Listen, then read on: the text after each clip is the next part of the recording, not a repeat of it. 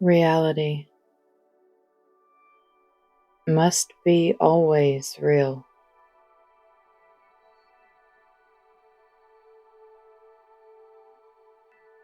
It is not with forms and names.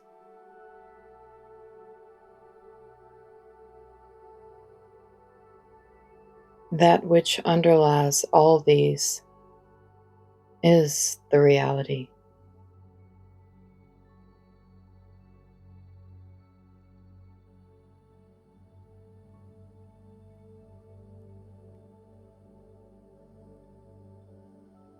It underlies limitations,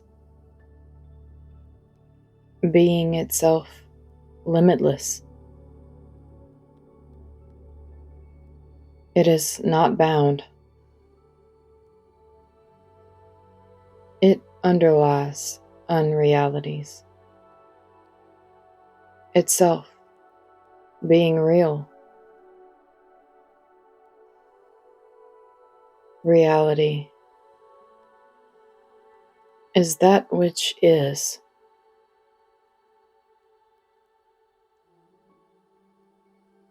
It is as it is.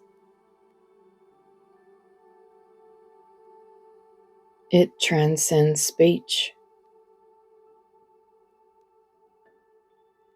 It is beyond the expression, existence, non-existence, etc.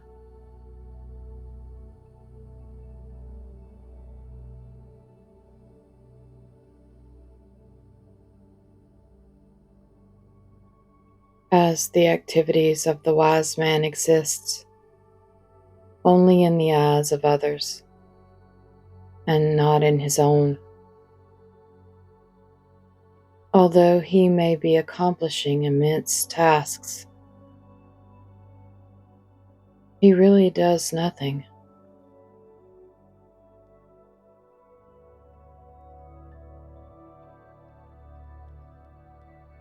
Let come what comes. Let go what goes.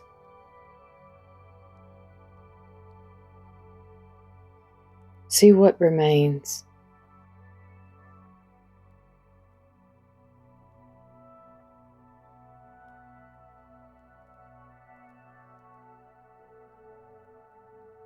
The color of milk is one. The colors of the cows, many. So is the nature of knowledge. Observe the wise ones. Beings of various marks and attributes are like cows. Their realization is the same. This is an example we should know.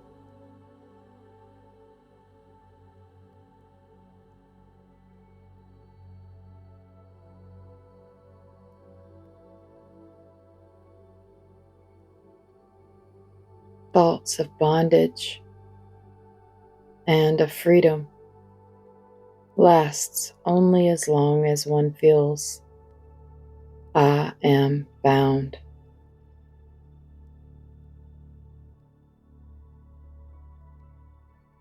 When one inquires of oneself, who am I? The bound one? The self, eternal, ever free, remains. The thought of bondage goes, and with it goes the thought of freedom, too.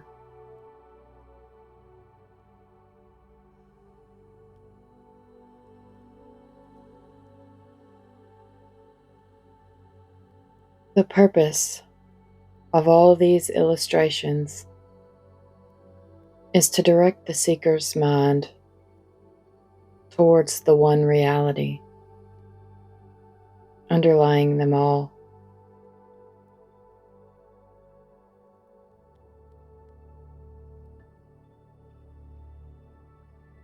He who has renounced the I thought thus remains the same,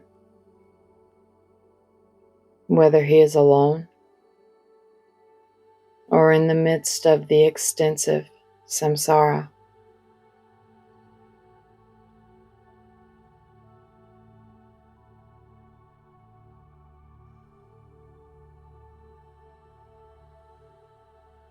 If one knows the truth that all that one gives to others is giving only to oneself, who indeed will not be a victorious person and perform the kind act of giving to others? Since everyone is one's own self, whoever does whatever to whomever is doing it only to himself.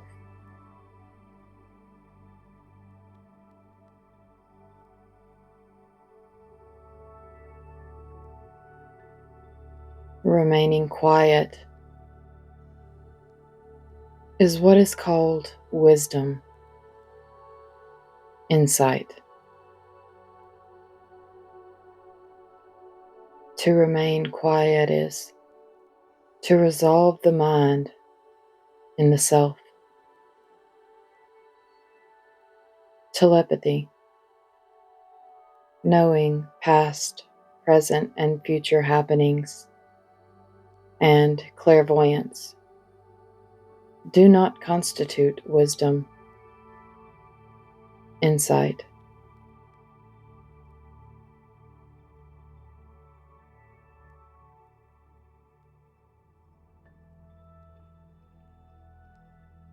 Silence is also a conversation.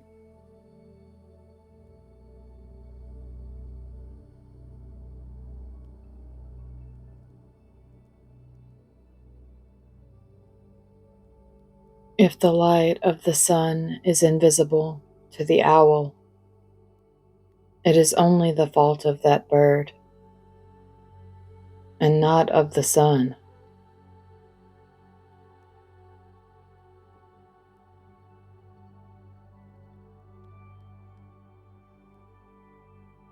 Peace is your natural state.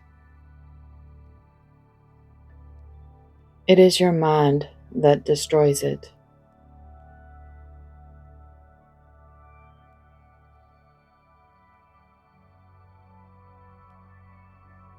What is said is given out to suit the temperament of the hearers.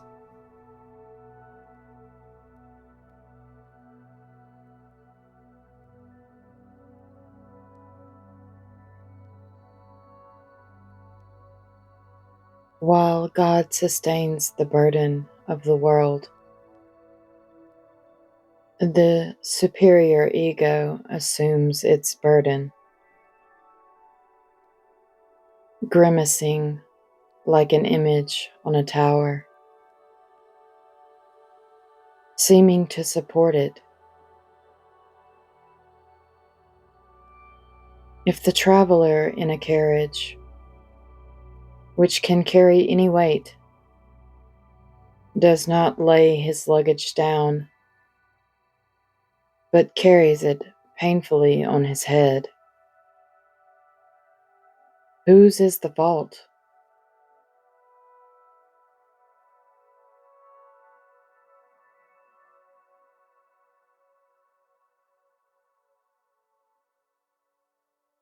It is beyond words or thoughts.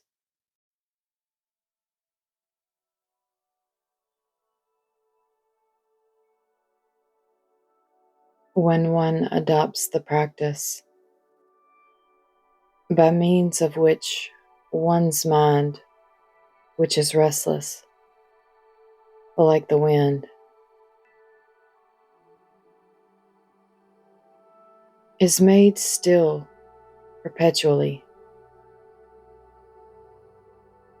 then the purpose of taking birth as a human being is fulfilled. That is also the mark of a true scholar.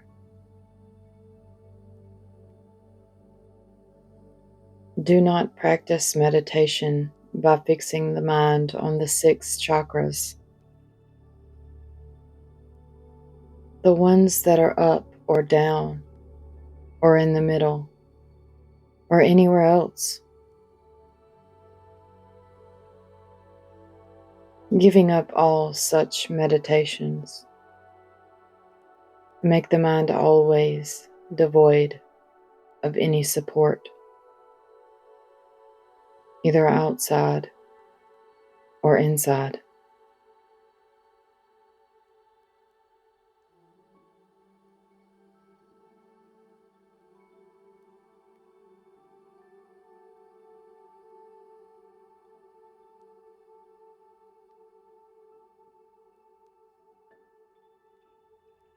Gods and goddesses, merits, demerits, and their fruits, which are likewise other than oneself, objects of attainment, and the knowledge of those objects. All of these will lead one to bondage in mighty samsara.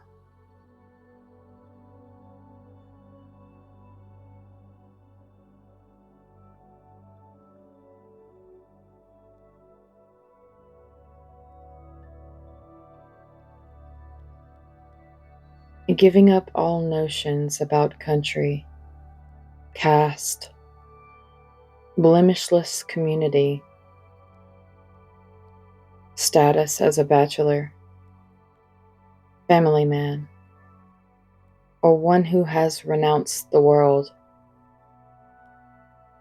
and associated matters.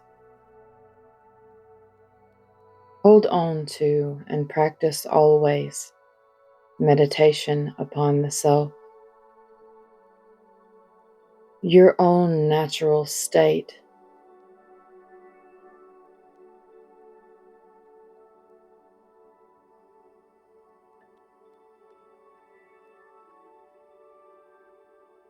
The heart is used in the Vedas and the scriptures to denote the place whence the notion I springs. Does it spring only from the fleshy ball? It springs within us, somewhere right in the middle of our being. The I has no location. Everything is the self. There is nothing but that. So the heart must be said to be the entire body of ourselves and of the entire universe, conceived as I. But to help the practitioner, we have to indicate a definitive part of the universe, or of the body. So this heart is pointed out as the seat of the self.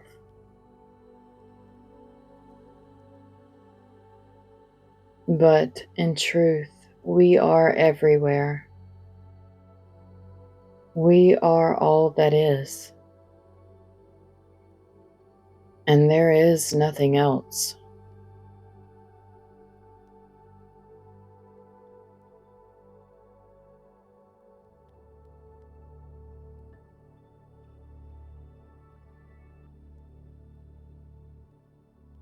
It is enough that one surrenders oneself.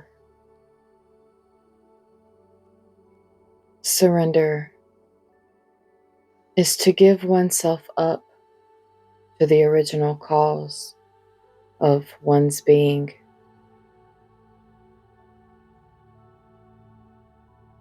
Do not delude yourself by imagining such a source to be some God outside of you.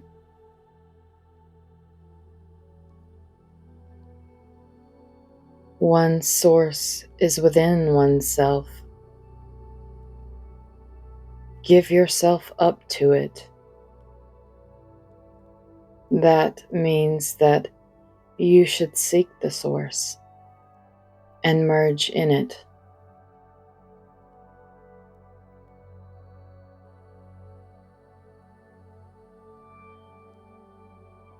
How is breath control the means for mind control? There is no doubt that breath control is the means for mind control. Because the mind, like breath, is a part of air. Because the nature of mobility is common to both. Because the place of origin is the same for both. And because when one of them is controlled, the other gets controlled.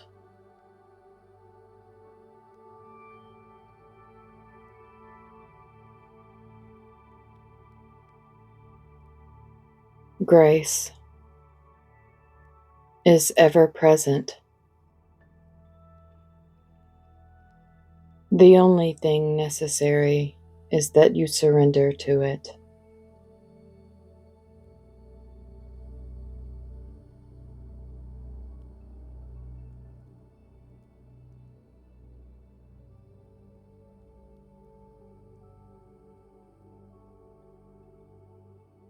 The beginningless consciousness is unborn, whole, and residing forever in its natural home of the heart cave, is without form, world, or impunity. It is beyond comparison and completely unattached. It cannot be comprehended by the mind, nor can it be seen or felt by the senses.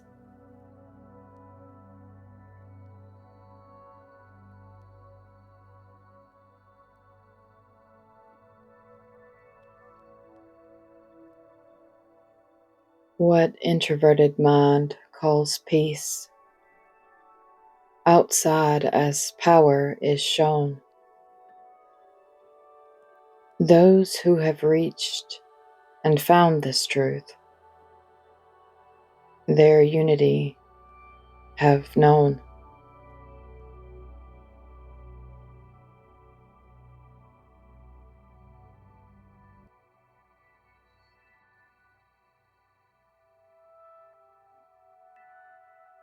The fruition of this process is samadhi, which yields release, which is the state of unsurpassed bliss. The revered gurus also have said that release is to be gained only by devotion, which is the nature of reflection on the truth of the self.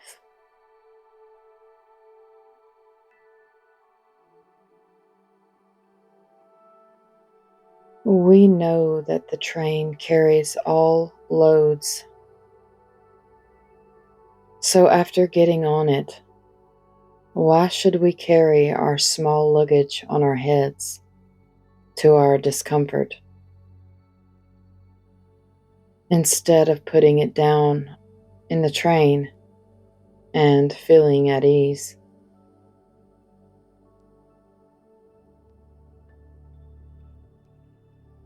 So long as they make efforts, they will not be sages.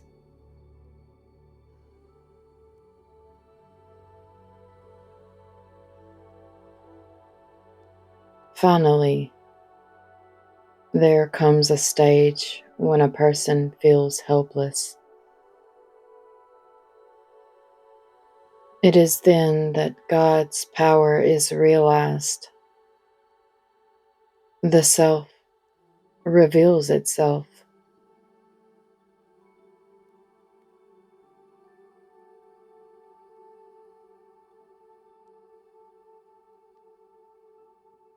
One who knows the secret of that love finds the world full of universal love.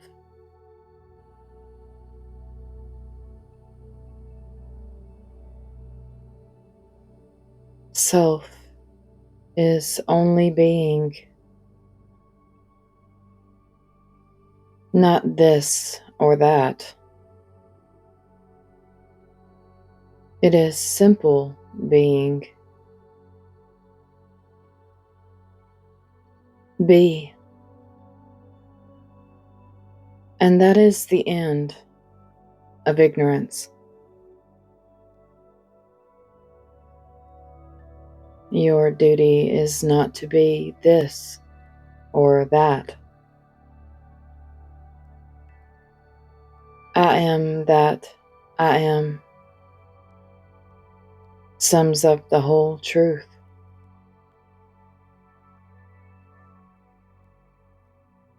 The method is summed up in the words, be still.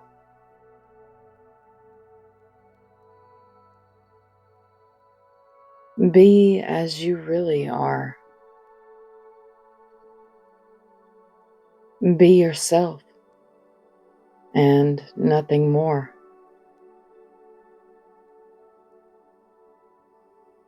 Remain aware of yourself, and all else will be known.